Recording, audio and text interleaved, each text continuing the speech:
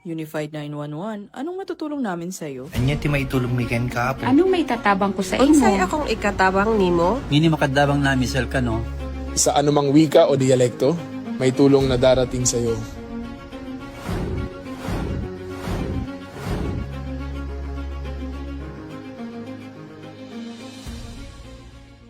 Lilingkod sa bawat Pilipino at magbibigay ng tamang impormasyon para sa tahimik at maayos na Pilipinas. Police News Network, alagad ng batas, tagapagtaguyod ng balitang pulis, sandigan ng mamamayan, patnubay ng katotohanan. Kampo Krame, maghahatid ng pinakahuling kaganapan at nagbabagang balita. Ito ang PNN Police News Network. At ngayon, ang inyong mga tagapagbalita. Magandang araw, bagong Pilipinas. Ako ang inyong alagad ng batas, tagataguyod ng balitang pulis, Patrolwoman Dara Falogme. Maghatid sa inyo ng tamang balita, kwento ng pulis at serbisyo para sa mamamayan.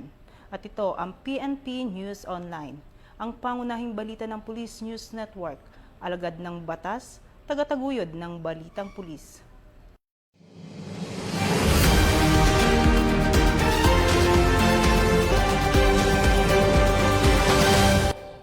Narito ang mga balitang hatid ng ating PNN correspondents mula sa iba't ibang panig ng bansa.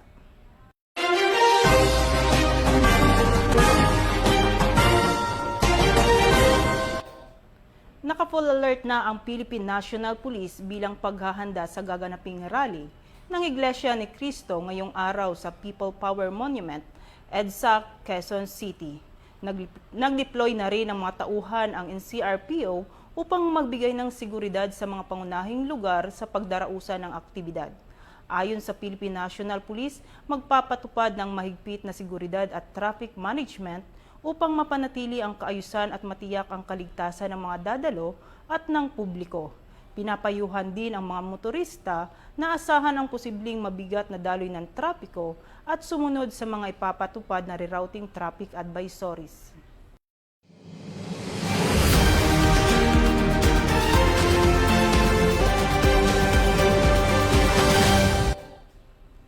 Isinagawa ng PNP-OLCFI Sorsogon Police Provincial Office Chapter ang isang skills training na layuning palakasin ang kakayahan hindi lamang ng mga PNP personnel kundi maging ang kanilang mga pamilya. Yan ang balitang tinutukan ni Police Corporal Chris Gopela. Bilang pagdiriwang ng 3rd year anniversary ng PNP-OLCFI, Sorsogon PPO Chapter, matagumpay na isingawa ang skills training on siomai and longganisa making sa pagkikipagtulungan ng TESDA Sorsogon.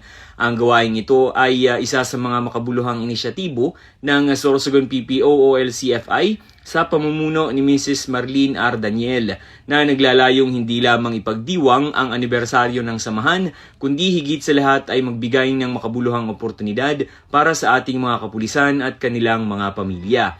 Higit pa sa isang simpleng skills training, ang aktibidad na ito ay nagsisilbing daan upang mabigyan ang ating mga police personnel at kanilang mga pamilya ng praktikal na kasanayan sa kabuhayan na maaaring maging karagdagang pinagkukunan ng kita, magsulong ng pagiging self-reliant at makatulong sa pagpapalakas ng ating mga komunidad.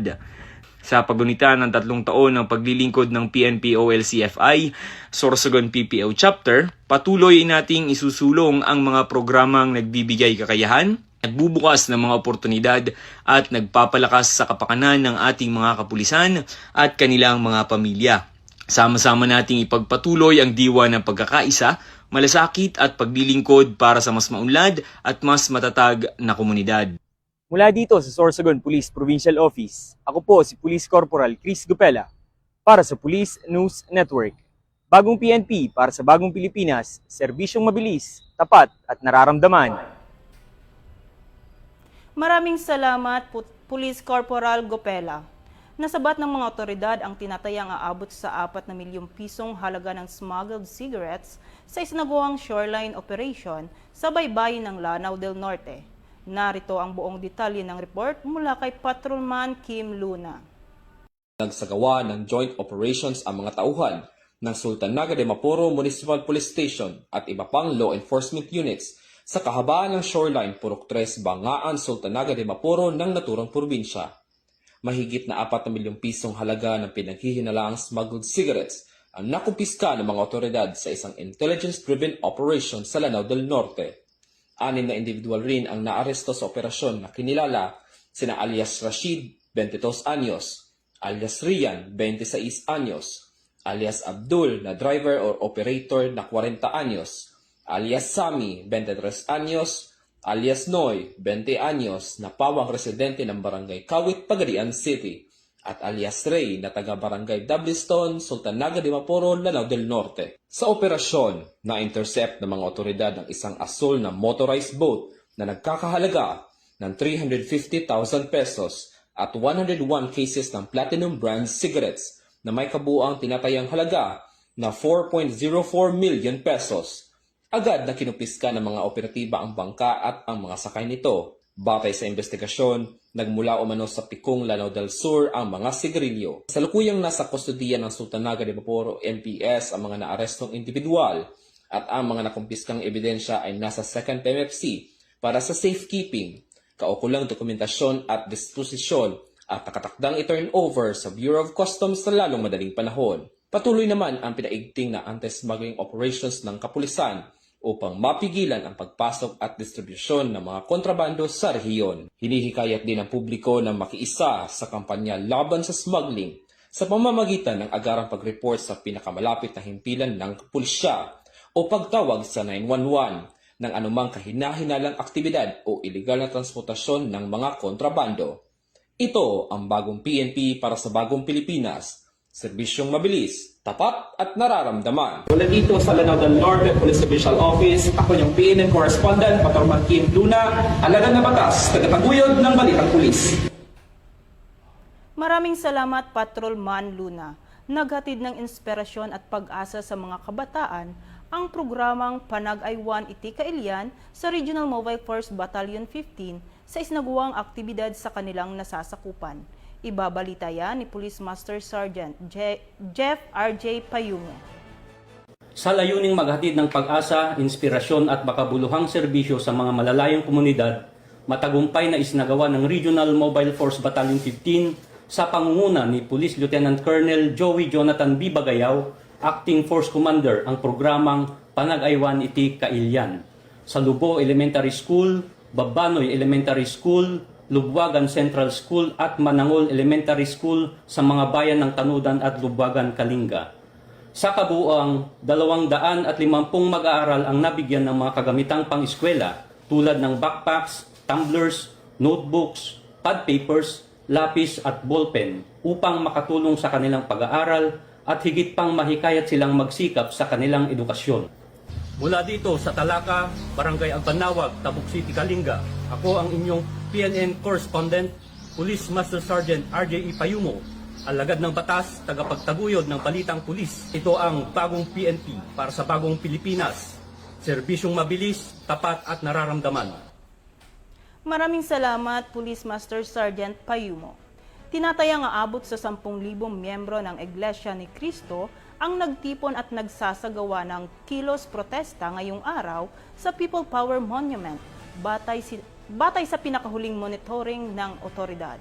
Ang buong detalye ng report mula kay Patrolman Edwin Baris.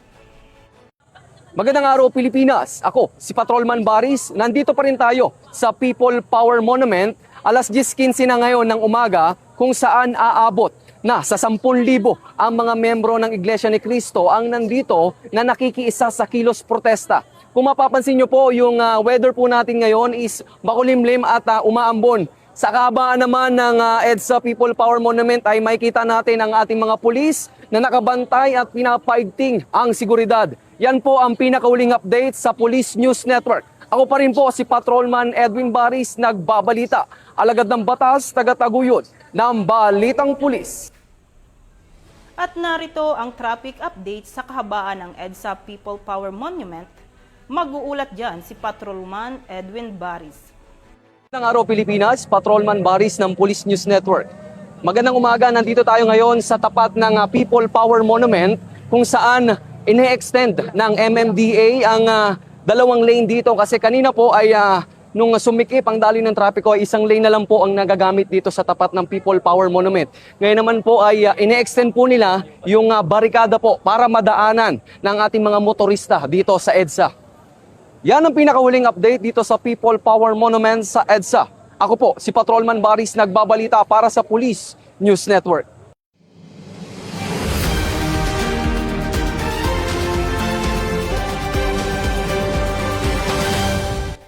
Patuloy na pinaiigting ng Philippine National Police ang seguridad sa paligid ng People Power Monument bilang bahagi ng pagpapanatili ng kaayusan at kaligtasan ng publiko kasabay ng mga inaasahang pagtitipon at aktibidad sa lugar. Yan ang muling ibabalita ni Patrolman Edwin Baris. Nakapwesto pa rin ang mga pulis dito sa kahabaan ng People Power Monument sa Quezon City kasabay ng ilang kilos protesta ng ilang grupo. Mahigpit na binabantayan ng mga otoridad ang lugar upang mapanatili ang kaayusan at matiyak ang kaligtasan ng mga motorista at mga kalahok sa programa. Samantala naman nakaantabay naman ang mga tauhan ng MMDA upang pamahalaan ang daloy ng trapiko at mabawasan ang pagsikip ng mga sasakyan sa mga apektadong bahagi ng EDSA. Patuloy namang pinapayuhan ng publiko na maglaan ng karagdagang oras sa kanilang biyahe at sundin ang mga traffic advisory at tagubilin ng mga otoridad. Mula dito sa People Power Monument sa Quezon City, ako, si Patrolman Edwin Baris, nagbabalita para sa Police News Network. Alagad ng batas, tagataguyod ng Balitang Pulis. At yan ang mga balitang nakalap ng ating PNN correspondents mula Luzon, Visayas at Mindanao.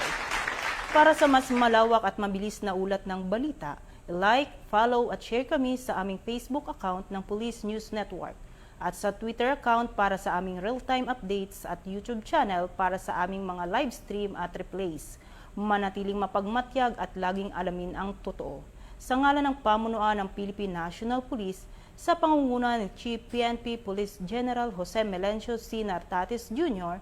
at sa pamumuno ni President Ferdinand Bongbong Marcos Jr., kami ay maglilingkod sa bawat Pilipino at magbibigay ng tama at balansing balita. Mula rito sa tanggapan ng tagapag-ugnay ng Pambansang Pulisya, ako ang inyong alagad ng batas, tagataguyod ng Balitang Pulis, Patrolwoman Dara Falogne. Maghahatid ng tamang balita, kwento ng pulis at serbisyo para sa mamamayan. At ito ang PNP News Online, ang pangunahing balita ng Police News Network. At ito ang bagong PNP para sa bagong Pilipinas, serbisyong mabilis, tapat at nararamdaman.